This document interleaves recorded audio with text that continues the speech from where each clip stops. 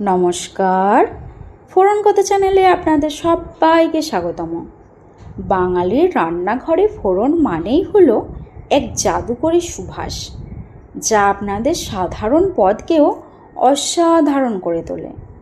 আমার কাছে রান্না মানে শুধু পেট ভরানো নয়, বরং রান্না হলো একরাশ ভালোবাসা আর একগুচ্ছ অনুভূতির বহিঃপ্রকাশ।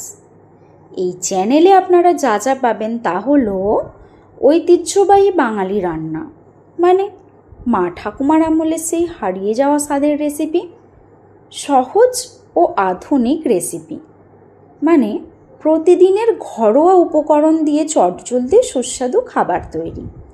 আর পাবেন রান্নার টিপস ও ট্রিক্স, ছোট ছোট কৌশল যা আপনাদের রান্নার স্বাদকে দ্বিগুণ করে দেবে। রান্না করতে আমি ভালোবাসি, আর সেই ভালোবাসাটুকু আপনাদের সাথে ভাগ করে নিতেই আমার এই ছোট্ট প্রয়াস। আমার রেসিপিগুলো যদি আপনাদের ভালো লাগে এবং কাজে আসে, তবেই আমার পরিশ্রম সার্থক। আমার রান্নাঘরের প্রথম রেসিপি তাহলে শুরু করা যাক।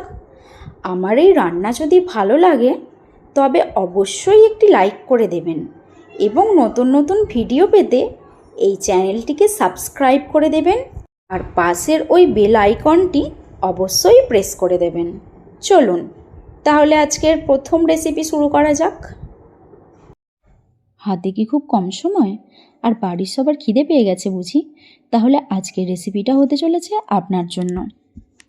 প্রথমেই একটা পাত্র নিয়ে তাতে 1 কাপ পরিমাণ সুজি ও 1 কাপের একটু কম পরিমাণ জল নিলাম। আপনারা চাইলে 1 কাপ পরিমাণ জল ব্যবহার করতে পারেন।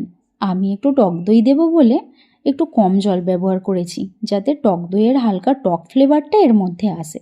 এরপর নুন দিয়ে ভালো করে ফেটিয়ে নিলাম ও তারপর একটু বেকিং সোডা দিলাম। আপনারা চাইলে বেকিং সোডার পরিবর্তে বেকিং পাউডার অ্যাড করতে পারেন।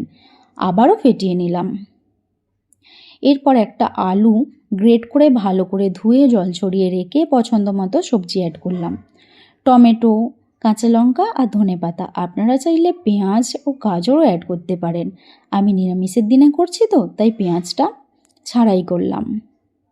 এরপর 1 চামচ গোটা জিরে, 1 চামচ চিলি ফ্লেক্স ও 1 চামচ সাম্বার মশলা অ্যাড করলাম। আপনারাও চাইলে সাম্বার মশলার পরিবর্তে চাট মশলা ব্যবহার করতে পারেন। আবারও ভালো করে ফেটিয়ে নিলাম। 10 মিনিটের জন্য রেস্টে রাখলাম। ফিরে আসছি 10 মিনিট পর। আমি একটা তড়কা প্যান নিয়ে নিয়েছি। আপনারা চাইলে এটা তাওয়ার মধ্যেও করতে পারেন। 1 চামচ পরিমাণ তেল দিয়ে ভালো করে ঘুরিয়ে নিলাম, যাতে ব্যাটারটা দেওয়ার সঙ্গে সঙ্গে গায়ে জড়িয়ে না যায়। একটু রাই দিলাম ও অল্প পরিমাণ ব্যাটার দিয়ে ভালো করে চারিদিকটা ছড়িয়ে দিলাম। আপনারা চাইলে এটা রুটির মতো তৈরি করতে পারেন। যখন দেখবেন গায়ে তেল ছেড়ে এসেছে, তখন একটা চামচ দিয়ে আস্তে আস্তে চারিদিক থেকে তুলে নেবেন ও উল্টিয়ে দেবেন। এইভাবে এপিঠ উপিঠ দুপিঠই ভালো করে ভেজে নিতে হবে। ও হ্যাঁ, অবশ্যই কিন্তু কম আঁচে এটা করবেন, না হলে ভিতরে কাঁচা রয়ে বাইরে পুড়ে যাওয়ার সম্ভাবনাটা একটু বেশিই থাকে।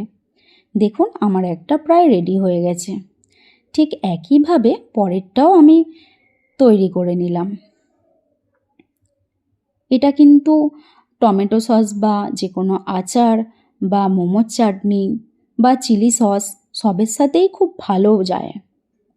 দেখুন পরপর আমি একটার পর একটা এভাবেই ভেজে নিচ্ছি।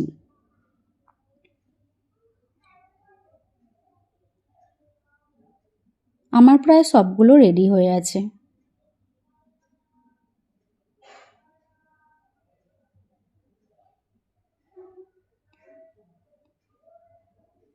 দেখুন কীরকম একটা ক্রিস্পি ভাব এসেছে উপরটা, আর ভিতরটা একদম নরম তুলতুলে। সার্ভ করার জন্য রেডি। কেমন লাগলো ভিডিওটা অবশ্যই জানাবেন। টাটা।